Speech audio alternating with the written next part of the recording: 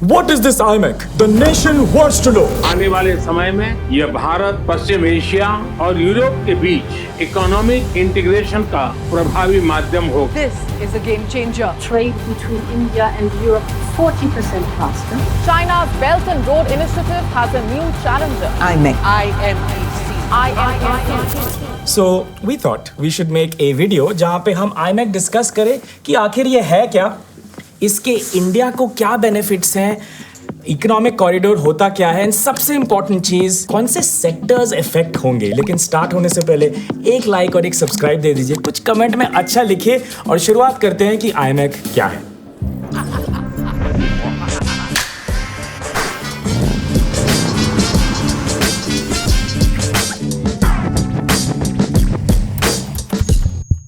World का most interesting and profitable trade route ये है, इसको कहते हैं स्पाइस रूट। स्पाइस पता है क्या है? मसाले।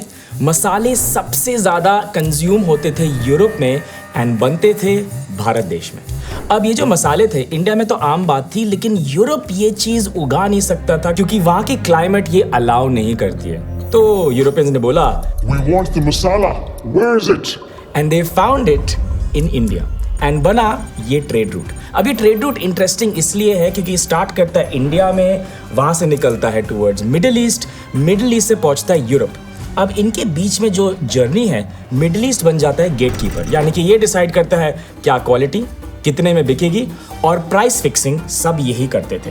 बहुत सालों बाद जब यूरोपियंस को पता लग गया कि मसाले trade is here to stay, ये कोई ट्रेंड नहीं है, Europeans love cinnamon, love the masala, how do we make it cheaper.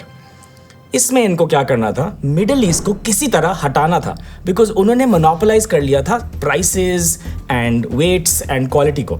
तो Vasco da Gama from Portugal, a Portuguese sailor, decided to find a route from Europe all the way to India and उन्होंने discover किया Malabar coast, जहां से सबसे ज्यादा spices export होते थे। धीरे धीरे वो ओरिजिनल रूट चला गया और ये नया रूट बन गया। आप ये देखेंगे पास्ट में world trade over the last 100 years has increased a lot.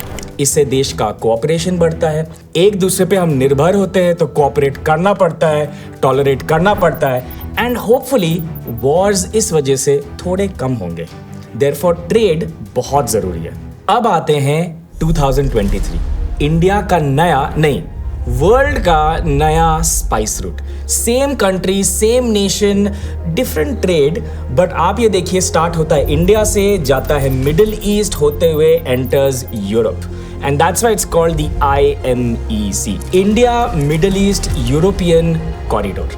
IMEC दो पार्ट्स में डिवाइडेड है, नॉर्दर्न कॉरिडोर और ईस्टर्न कॉरिडोर। आप देखेंगे ईस्टर्न कॉरिडोर इंडिया से स्टार्ट होता है, ये मोस्टली वाटरवे है यानी कि शिप के थ्रू। उसके बाद मिडिल ईस्ट और यूरोप जो कि नॉर्दर्न कॉरिडोर कहते हैं, ये mix of ship and railway है। लेकिन इकोनॉमिक एडवांटेज की बजाय इसमें कोई पॉलिटिकल एडवांटेज भी है। क्या आप मुझे बता सकते हो पॉलिटिकल एडवांटेज क्या हो सकता है? नीचे कमेंट्स में, जिसको 10 लाइक मिलेंगे उसको मैं प्राइज भी दूंगा। आगे चलते हैं। अब इंटरेस्टिंग चीज ये है कि ट्रेड तो होता रहेगा, लेकिन अंडर सी केबल्स है फॉर टेलीकम्युनिकेशन, इंटरनेट, इलेक्ट्रिसिटी भी सप्लाई होगी, उसका एक अलग केबल है and we also have a hydrogen pipeline. अब आप ईवी के बाद तो जानते ही हैं, the next flexible fuel that can be used within cars, जैसे एथेनॉल और पेट्रोल का आपने फ्लेक्स फ्यूल के बारे में तो पढ़ा ही होगा, वैसे हाइड्रोजन भी एक पॉसिबल फ्यूल है for transport. And Middle East, after knowing कि उनका oil reserves at some point खत्म हो जाएगा, is really interested in investing in things like this. तो इंडिया का भी फायदा, मिडिल ईस्ट का भी और यूरोप का भी। So therefore this is more than just trade. अब क्वेश्चन ये है कि ट्रेड तो बहुत पहले से हो रहा था, अब ये IMEC की क्यों जरूरत है? And the answer is China. China because of its master stroke done in 2013। ये मैप देखिए, ये जो सारे लाइंस हैं ये BRI है, that is the belt and road initiative by China. This is basically a way to monopolise all trade in the world. आप देखिए कोई भी कंट्री है, it is connected through this initiative. ये 150 कंट्री को कनेक्ट करता है, पता नहीं कितने सालों का प्रोजेक्ट है एंड कॉस्ट्स $8 ट्रिलियन। अब मैं जानता हूं इसको 10 साल हो चुके हैं, लेकिन $1 ट्रिलियन ऑलरेडी इस पे खर्च हो चुके हैं।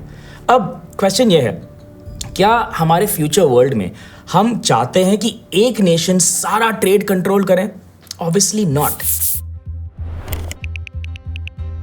तो IMEC is one step in the direction जहां पे नेशंस कॉपरेट करके बोल रहे हैं हम भी कर सकते हैं, हमारे पास भी टेक है, हम भी ट्रेड करना चाहते हैं, हम BRI क्यों यूज करें? और इस पूरे खेल में America is doing what it's best at, जो वो बेस्ट है, एंड वो है कुछ नहीं कर रहा है, वहां पे साइड में खड़ा और कह रहा है मैं हूं ना।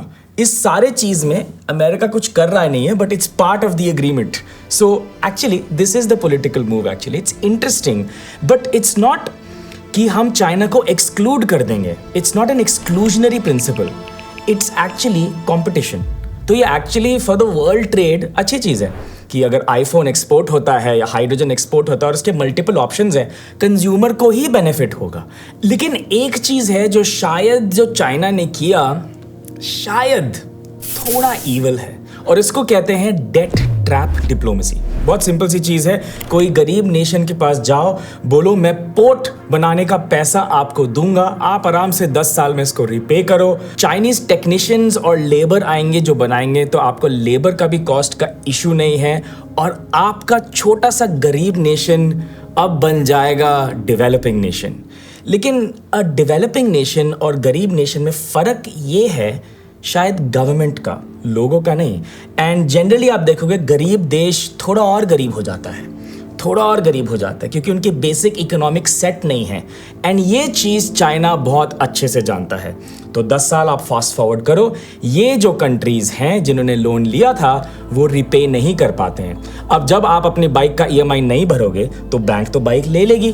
तो इस केस में कुछ पोर्ट्स जो हैं वो कंप्लीटली चाइनीज ओन्ड हैं, एंड शायद उनका प्लान था कि ये गरीब कंट्री तो 10 साल बाद या 11 साल बाद पे नहीं कर पाएगा, तो हम वो उठा ही लेंगे। एंड क्वालिटी मेंटेन करने के लिए चाइनीज वर्कर्स ही जाके बनाए थे। तो इस तरीके से ना ही उन लोग ने ये BRI का सेटअप बना लिया, बट ओनरशिप ऑफ की रिसोर्सेज लोकेशंस भी ओन किए। That's kind of scary, right? But IMEC में ऐसा है नहीं।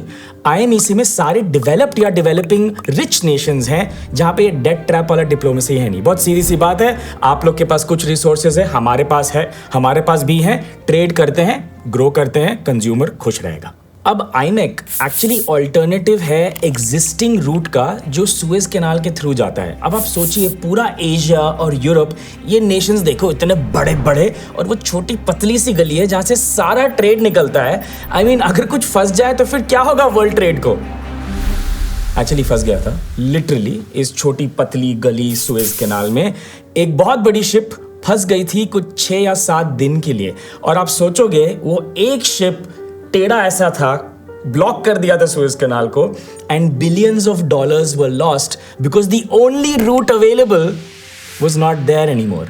तो ऑल्टरनेटिव तो बनता है, एक ऑल्टरनेटिव हमारा अब IMEC बन जाता है। लेकिन IMEC is not only an alternative, वो 40% लेस टाइम भी लेता है for the entire transaction to take place. Isn't that amazing? अब IMEC के बाद कुछ सेक्टर्स और कंपनीज बहुत बेनिफिट होंगे, बट उनके बारे में अंत में बात करेंगे। अभी मुझे बात करना था चैलेंजेस के बारे में।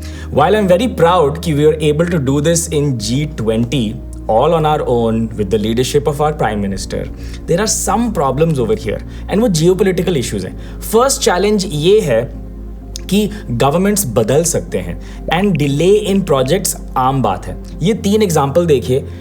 एक north south corridor India to Russia via Iran propose हुआ था 2002 में, बट आज तक वो फुल्ली ऑपरेशनल नहीं है। फिर एक यूरोपियन यूनियन और 13 कंट्रीज प्रपोज किए थे एक इकोनॉमिक कॉरिडोर 1993 में, आज तक वो ऑपरेशनल नहीं है। एंड देन फाइनली एक और है यूरोप टू रशिया, जो अगेन आज तक नहीं चलते हैं। यानी कि लार्ज प्रोजेक्ट्स में डिलेज हो सकते हैं, हो सकता है इवेंचुअली ये कॉरिडोर्स आ जाएं, बट टाइम लगता है, रातों रात कुछ नहीं होता। सेकेंड प्रॉब्लम ऑब्वियस है इंफ्रास्ट्रक्चर की। आप देखिए 9000 किलोमीटर का डिस्टेंस है इंडिया और यूरोप के बीच में, लैंड वाला पार्ट बोल रहा हूँ, उसका इंफ्रास्ट्रक्चर तो बनाना पड़ेगा। यानी कि labour cost, we will have equipment, iron ore, कितना मटेरियल्स यूज होगा, प्रोजेक्ट मैनेजमेंट करना पड़ेगा, प्लानिंग होगा, और पैसे की डिप्लॉयमेंट, इसके बारे में कोई क्लैरिटी है नहीं कि फंड कौन सी चीज़ कौन करेगा। क्या इक्वली बांटेंगे कि जो नेशन बना रहा है वो खर्चेगा? तो शायद थोड़ा अनइवन बजट बने, इस पे शायद अभी थोड़ी क्लैरिटी बाकी है। अगर ये 3 ग्रुप ऑफ नेशंस के बीच में कोई भी टेंशन होती है तो पूरा रूट इफेक्ट हो जाएगा। लेकिन मुझे लगता है ये अच्छी चीज है। अगर कोई टेंशन आ जाएगा, some smart guy will get up in the meeting and say but trillions of dollars pass through this, हमें लड़ाई नहीं करनी चाहिए।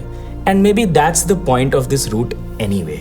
अब आते हैं उस पार्ट पे जिसके लिए आप वेट कर रहे थे, जो है कौन से सेक्टर्स एंड स्टॉक्स इस पूरे डील से इफेक्टेड हुए हैं पॉजिटिवली या नेगेटिवली, लेकिन मुझे याद नहीं है। बाय द वे हम हिंदी कोशिश कर रहे हैं वीडियोस बनाने का, तो कमेंट्स में डालो यार हिंदी पसंद आई है ना। बहुत सारे रीटेक्स लेने पड़े मुझे लैपटॉप दो। Okay, very nice, thank you so much. तो यहाँ पे मुझे दिख रहा है कि EPC contractors, financiers of the projects, telecom companies, high speed data networks, ports and infra companies. लेकिन अब आपके लिए क्विज है। एक कंपनी जो बहुत बढ़िया की थी आफ्टर दिस अनाउंसमेंट, अडानी। मैंने नहीं बोला। किसने बोला? मैंने नहीं बोला। कोई तो कंपनी थी पोर्ट्स वाली, तो they did very very well, I don't know why. Also interestingly इन्होंने इजराइल का एक पोर्ट खरीद लिया 1 साल पहले। व्हाट अ कोइंसिडेंस, बहुत बढ़िया, good job, very good businessman. अगर आपको ये वीडियो इंटरेस्टिंग लगा हो तो प्लीज़ लाइक एंड सब्सक्राइब कीजिए और बताइए मेरी हिंदी कैसी आपको लगी, हमें क्या हिंदी में कंटिन्यू करना चाहिए, जियोपॉलिटिकल टेंशंस और इंटरेस्टिंग चीज़ें क्या हमें बात करना चाहिए और क्या टॉपिक उठाना चाहिए, प्लीज़ मेरे को बताओ। And I will see you in the अगला video. What is IMEC? Economic corridor एक लाइन में and then go to history. ठीक आ रही है लेकिन जा रही है। अरे आधे एडिट्स टू ना, अरे परफेक्ट, नाइस जॉब गाइस। मतलब कॉन्सेप्ट में कोई इशू नहीं है ना? नहीं। वीकेंड अच्छा जाएगा। अब मेरा, अरे भाई मेरा भी, yes yes. Thank you so much. चलो इसी एनर्जी में मसालों के बारे में बात करें।